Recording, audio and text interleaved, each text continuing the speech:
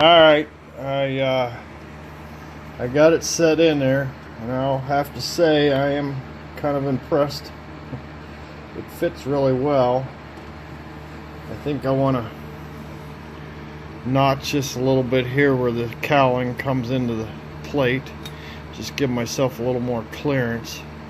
I cut the corners off of this plate here so that it would go up inside there, but I think I'm going to clearance that a little bit more on each corner. And this one's shorter from here to here than that side is. That's why I got a little gap here. But yeah, everything seems to be nice and square. Steering column sticks right up there. Seems to be in the center of the dash, which is always a plus.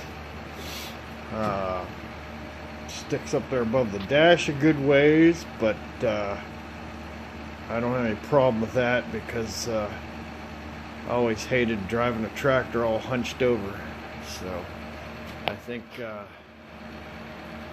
steering wheel, I think it was a 2-inch dish. I ordered a replacement steering wheel for this tractor, so we'll see. It should come in here first of the week. And yeah, I'm really impressed. I'm going to tack weld that thing together, grind me a little clearance on some of them things, and then set it back in there, make sure it fits, and then probably weld it all up. So yeah, I'm really impressed. The next thing I'll do is take that flow control, make a little bracket, mount it down here underneath this running board. That is the main hydraulic hose coming from the pump. It comes right there. So I'll just make a little detour, stop right there, go through the flow control, peel off 3 gallons, and it continues up to the selective control valve, which is right there. Comes out of the selective control valve. There's a tube goes down through there and into the 3-point hitch valve. But yeah, we're going to put that flow control in there and get us a little power steering oil. I'm thinking the pressure line's going to come right up through here and into the dash, up underneath here. And I don't know if you can see anything down in there. Let me get a flashlight. There's lots of room down in there. Get in and out, and the 2 on that side will go back down through the plate and to the steering cylinders. So yeah, I like it. So alright, I'll bring you back. Alright, I end up cutting a 1/4 inch off of this piece, shortened it up here so I'd have room, and I end up taking the tin pan off of here. It come right up these rails and right to here. I wanted to make sure I could get the bolts out of this and slide it out of there before I could lift it up. I didn't want to build this thing in there and then realize I couldn't get it apart. So yeah, I know a lot of engineers don't think about that, but you got to get the dang thing apart, especially when you're working with something already assembled. Yeah, anyhow, I needed the boots that were on them, the rubber boots that went around the shifters were bad, so I need to get them anyhow. And believe it or not, now I haven't had a fertilizer spinner on this tractor in a few years. I mean, my fertilizer spinner rotted out probably 5 years ago, but I still found fertilizer pellets down in here, pearls. Wouldn't know how they got there, but they got there, and they were just a little bit corroded and rusty. So, and Anybody wonders why I use golf balls for gear shift knobs, is first of all, I got a whole bucket full of them, and I don't golf, so it's the best use of golf balls. That one I had a brass insert out of the old shift knob, and I just drilled a hole in it and pressed it up in there.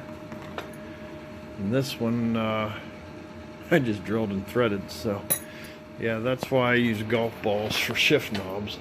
But anyhow, I think I'm going to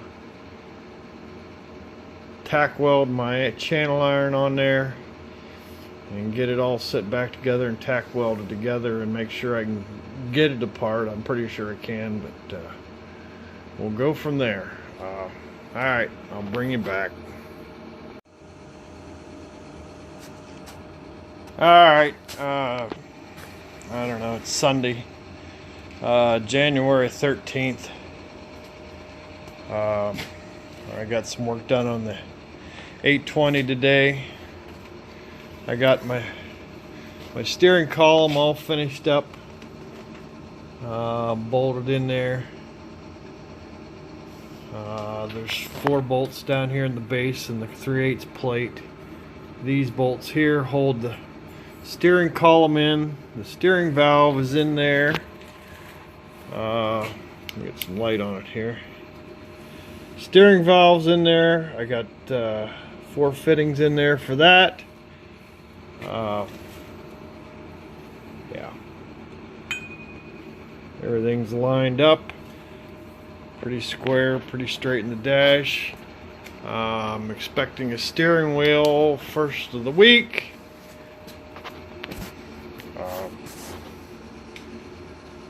All I need to do is run some hoses now. Oh, I need to get, while I'm over here, I got my cylinder.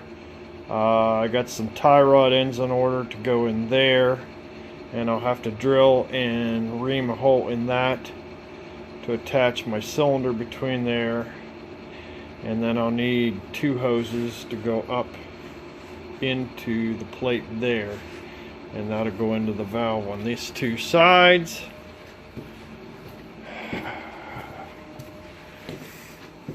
I've got my flow control mounted down here underneath the running board on a little bracket.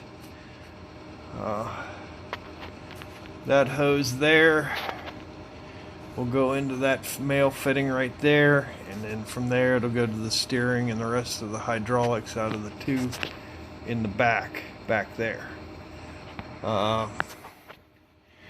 Just a quick update on it.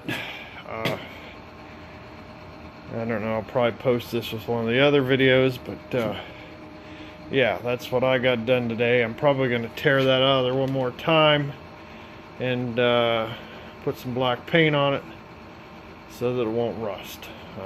Then I can start putting her back together. So hold on, I'll get it apart, and I'm going to take it to the house and get it warmed up. So hold on. Alright, there's the bracket that holds the flow divider up. Had to stop and get some new bolts. I'm going to take this up to the house and paint it. And this is the bracket I got out of the dash. Got my block off plate on the hole.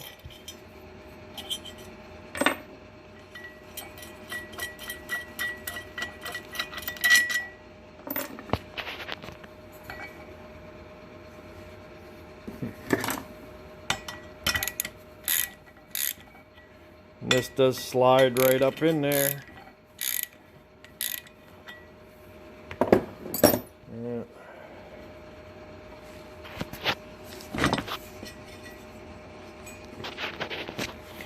Need an extra hand here. What I need. Alright, hold on, I'll bring you back. Alright, all you got to do, take the 4 bolts out, lift up on this, slide this out, and then steering column comes down out of there. I'm going to take this piece up to the house.